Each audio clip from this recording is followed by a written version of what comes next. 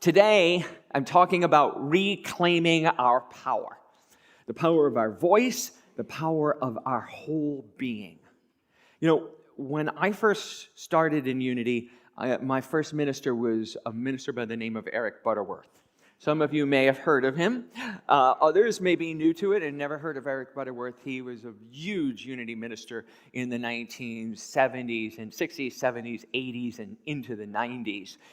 He had services at Avery Fisher Hall. It was then Avery Fisher Hall. Now it's Geffen Hall in New York City, which is the Philharmonic Hall. And it seated 3,000 people, right? And you'd go in, and on Sunday, it was an incredible service filled with music and power and the power of the Word. And Eric wrote a book which launched his success called Discover the Power Within You, right?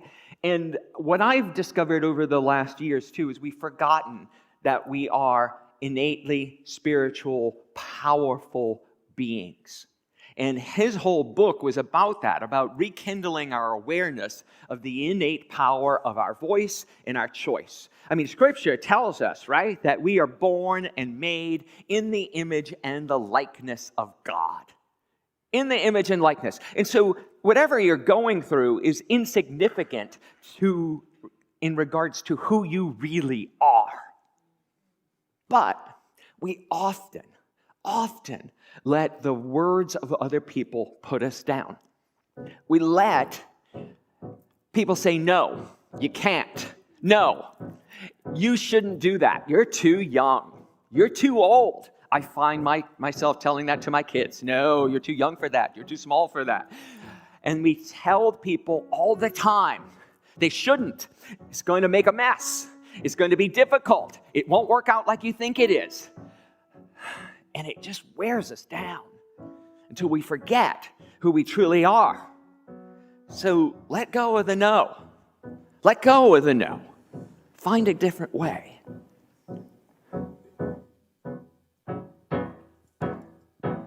Everybody says don't, everybody says don't, everybody says don't, it isn't right, don't, it isn't nice. Everybody says don't, everybody says don't, everybody says don't walk on the grass, don't disturb the peace, don't skate on the ice.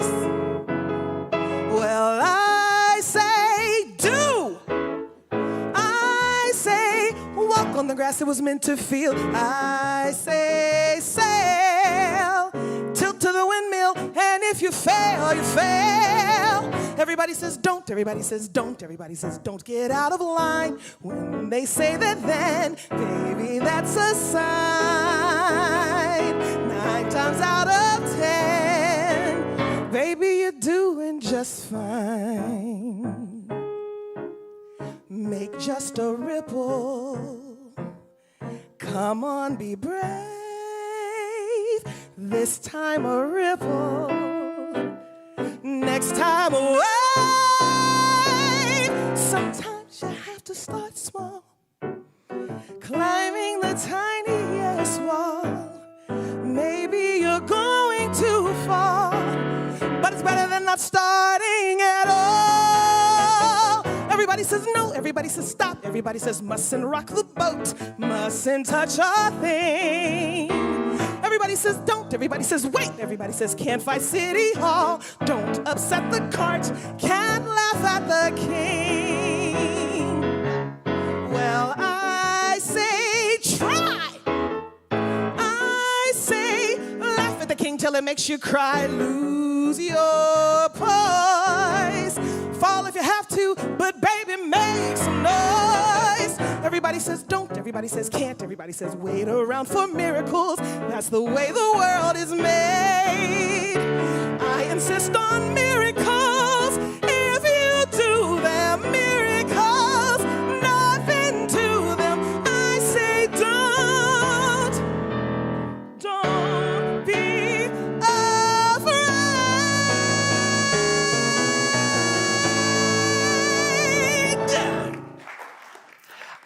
I insist on miracles. Misa singing that was one of the miracles. She learned it this week. I insist on miracles every week here for us, right? My music team says, oh, Ken. So I insist on miracles. I insist on miracles in my own life. I insist on miracles for your life. It is the absolute natural event, claiming our power to make things different than they appear. Because the truth always lies behind what is happening. What is happening in the world, what you are experiencing, is a result of what you have always thought it should be. So when you look around at your life and don't like it or like it, notice that you have created it. This is the result of your manifestation. You have manifested this life in San Francisco Bay Area, online, wherever you are, you've manifested your life, and you're joining us here in San Francisco. That is your choice and your power of your voice. The first step in our process of manifestation, conscious manifestation, because we're all manifesting all the time, but usually we do it totally unconsciously. So if you want to shift that and have some choice, some agency in your life creation, I invite you to get conscious, to get woke, right? To wake up to what you are doing and the effect of your voice. The first step is to name and claim your good, right? To name and claim your good. So welcome to the new world of your manifestation. When you can wake up every day and name and claim what you want the day to be, you will be amazed at how quickly you can shift it. So in the class, we are setting an intention every morning. And I invite you to do it along with us, to name and claim what you want to experience in the day. I wanted my intention for today, what I wanted to experience was clarity, and I want to be compelling. How am I doing? Okay? Right? All right, I'll take the applause on that. Right? I want to be clear, and I want to be compelling. And to do that, I have to be present. So what I have to be is present. Present to each and every one of you here in the room, present to the music, present to the folks online, present to my own feelings, my own apprehension, that little voice inside my head that says, you can't do this. That little voice says, ooh, you're not prepared enough. That little voice said, they're going to find out you're faking it. Who isn't? Who among us doesn't every day have to make something up? Whether you're a doctor, whether you're a healthcare worker, whether you're a mom, a dad, whether you're retired, we've never done what we're doing before. That's an exciting part of our life, right? Did you ever sing that song before, Misa? Except in rehearsal, right? It was the first time you sung it publicly, right? Every day, we've never had the experience of being this age, on this planet, in this interaction with these people.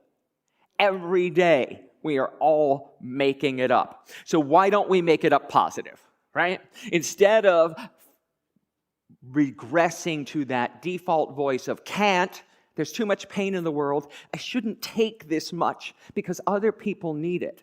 And we act as if God is limited. Do we get that? When we say, I shouldn't take this amount of salary, this amount of food, this amount of space up because other people need it. As if God doesn't have enough for each and every one of us. And I invite you to look at that default mindset, that default understanding that there is only a limited amount, and me having what I need deprives someone else. Because it's not what we teach here in Unity. We teach that the universe, spirit, is abundant and endless, infinite in potentiality and potential and in reality. And that me having what I need and what I desire only inspires more for other people, right? So that's true unless you're that other person resenting me for what I have, right? Because what we think, what I think, and what you think are the creators of our manifestation. So when I set my intention, I do it in a new way now. I write it down, I text it to a friend, and I also put it right in front of my computer screen so that all day long I see the intention and that it repeats in my mind. I want to be clear and I want to be compelling. And to do that, I need to be present. Be present to, I notice I'm a little anxious here. I noticed I'm speaking too loud. Can I change that? Can I have the conversation with you about what we can do? Because I need to be in touch with all of my feelings. When we were studying the 15 commitments, we learned to feel all feelings through to completion.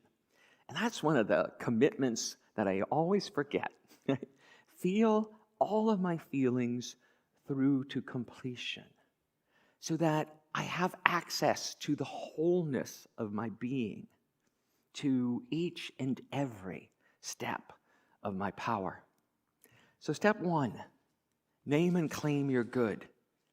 It may be a little tenuous. You may want to step out really slowly like that, like that stick figure. Or you may want to be bold and claim your dominion. Claim it. I will be clear and compelling. I am present to all of my feelings and to everything going on around me. All of that is your choice. What are you claiming today? What are you claiming right here and right now? State your intention. Be clear and bold, because if you are unsure of what you desire, what shows up in your life will be as fuzzy as your thoughts. I often say, what happens in vagueness stays in vagueness. Ba-dum-bump. Right? Because it's true. If we are saying, okay, well, I'll just take the highest and the best, whatever that is, well, then the universe has unlimited ways of being highest and best for you. For some of you, my clothes wouldn't be highest and best for you. They are for me, right? But, if you want something, name and claim what it is exactly, right? We'll get to the being open to how it shows up another day. But don't be fuzzy in your claiming. Be bold. Expect a miracle. And then also, live your purpose. Now, this is not something we're going to figure out for you right here and right now. Many of you may know what your purpose is, but I want to be really clear. Purpose is what you can do that isn't tied to a job, right? Purpose isn't defined by a title or a job. It's your life's work. Whatever you do, infuse it with meaning and intention. Every single role you take on, whether that's father, whether that's child, whether that's boss, whether that's employee, whether that's retired person, whether that's guru, whatever it is, can be a vessel for your purpose. Your purpose isn't defined at all by what is. So my purpose has been clear for me for years. It's like I joyfully teach, demonstrate, and inspire truth, wholeness, and abundance. And last night, while I was sitting in bed, trying to go to sleep, I realized, my purpose can be I joyfully teach, demonstrate, and inspire. You don't need all the adjectives after it, right? Or the nouns, whatever we want to call them. All I need to say is I joyfully teach, demonstrate, and inspire. And I can do that whether I'm up here on this platform, whether I'm sitting with my 6-year-old, whether I am at a family function where no one expects me to be inspiring. They want me to play my childhood role of black sheep of the family. And no one can limit what I do that. When I'm walking down the street, when I'm driving my car, I can joyfully teach, demonstrate, and inspire people who aren't even aware I'm doing it. So what I invite you to join in, as our class will be for the next 10 weeks, is to sussing out what your purpose is. A lot of people have mission statements. We have a mission statement here in the church. We pray, celebrate, serve, and connect to inspire and transform ourselves and our world. We have vision statements of what we want to move into. We are a vibrant spiritual community, honoring the divine presence in all and radiating the unity message through loving service. But what we've never done here as a community is name our purpose. We have core values, but we've never named our purpose. And last night in bed, when I couldn't sleep either, I thought about it. It's like, oh, what if Unity San Francisco's purpose is we transform lives? We do that online. We do it here in Sunday service. We do it in classes. We do it in our community groups. We do it with our kids. We do it with the music we play. How many people's here lives have been shifted because they found Unity San Francisco, right? Or found Unity? I know mine has. My life is so different. I'm standing here. Wasn't born into Unity. I found Unity. And now I am a teacher, demonstrator, and inspirer of Unity principles, right? That's transformation. So live into the question, why are you here? Why are you here? Whether you're 6 or 70 or 80 or 90 or anywhere in between. Why are you here on the planet? Live a life of purpose. Live a life of meaning and watch everything get transformed. No, the way to do that, besides setting intention, is using your imagination. Because that goes back to the song. Everybody says you can't do that. But trust me, those little kids who fly these imaginary planes have more fun than we ever do getting on a plane today, right? Have you traveled lately? Getting on a plane doesn't feel like that kid in the box, does it? But it can be. If it can be when you realize, one of our guest speakers, Lisa Ullman Baldwin, posted on Facebook this week. She was taken off from Barcelona, off to her next journey, and she had a picture of herself on the plane, and I loved the joy. She felt like that little kid, right? The joy of, oh God, here goes, off to my next adventure. Where am I heading to right now? And she was inviting people to guess where she was going. Many of us are like, oh yeah, I got to go to Kansas City. Yeah, I'm heading off to Mexico again, right? Or I'm here or there. Where are you going tomorrow, Misa and Dean? Dubai. Aww. Right? Is that going to be, are you going to feel like that? Yes, are you going to feel like that? Woohoo! Yeah. And whether we're going around the corner or around the world, use your power of imagination. Use your power of visualization to create what has never been before. Because we're all really good at guessing what's going to go wrong and planning for what's going to go wrong and actually causing it to happen sometimes by our projections of what could possibly go wrong. When I was headed to Dubai, I was packing. We were getting ready to leave. JD and I were teaching a public speaking workshop in Dubai. And I tried to log in. It was like midnight. I'm trying to log in for the flight the next morning. And it wouldn't let me log in. And it wouldn't let me log in. And it wouldn't let me log in. And I finally realized that my passport expired in March, and this was January. And it wouldn't let me on the plane because my passport was going to expire within the 3 months before I was leaving on an international flight. So I have a plane at 7 that morning. And an invalid passport. So I used my moment of panic to know that, oh God, what am I going to do? And luckily I have a great partner. My husband just jumped right in and said, okay, so this is what we can do. He went online, he found out you can get a one-day passport if you show up at the San Francisco consulate at 6 in the morning and wait in line. You can have a passport by the end of the day. We moved my flight from Tuesday to Wednesday. We had a day to rest in Dubai. I didn't get the day to rest, but I went to the all-night Walgreens on 18th and Castro, right? Or yes, it's 18th and Castro.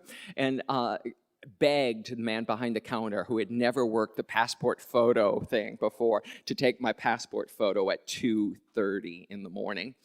I showed up at the passport office at 6 in the morning, stood in line, handed them my passport application, and by 3:30 that afternoon, I had a new passport, went home and fell asleep. So I could get up the next morning and get on the plane to Dubai. And so that was a life adventure that I used imagination every step of the way to overcome what was happening. We cannot sometimes control what's happening in the world. We can't plan for it. If I could have planned for it, I would have planned it differently.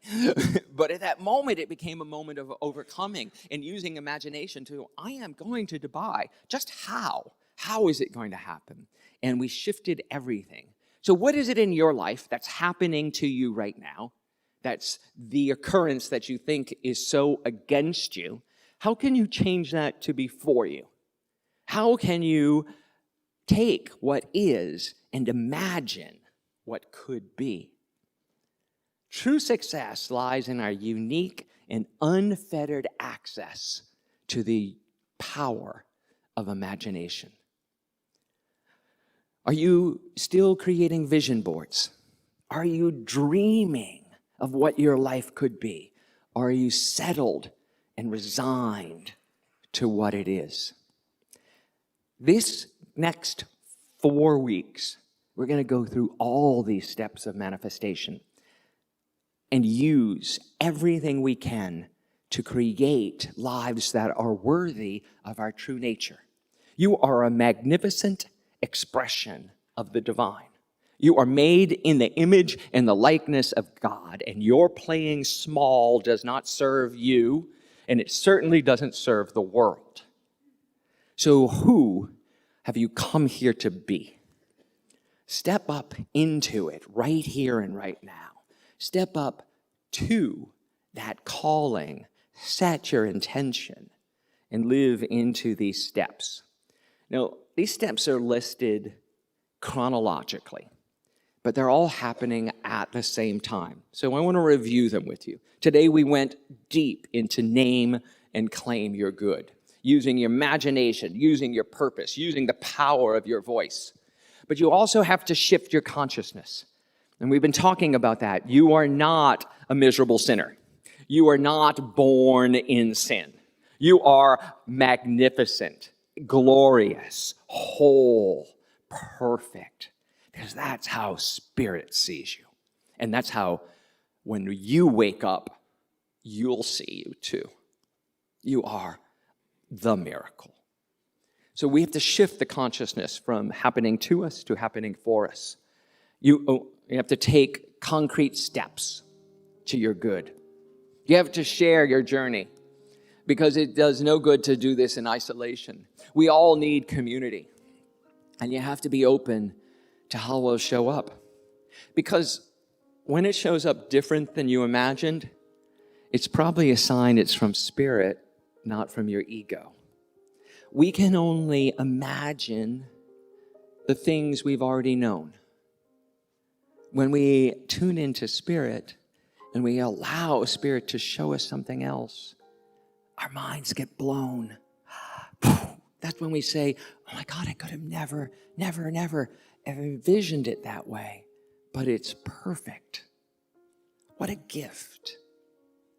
Let's take that understanding of the gift of our imagination and Spirit's intersection